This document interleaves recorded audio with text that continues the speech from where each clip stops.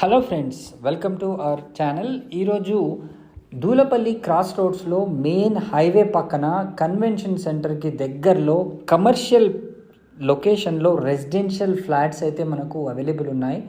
2 towers అండి. టోటల్గా మనకు ఈ 120 ఫీట్ రోడ్ని ఆనుకొని ఉన్నాయి. దాంట్లో మీకు ఇప్పుడు నార్త్ ఫేసింగ్ ఫ్లాట్ని అయితే మేము చూపిస్తున్నాము.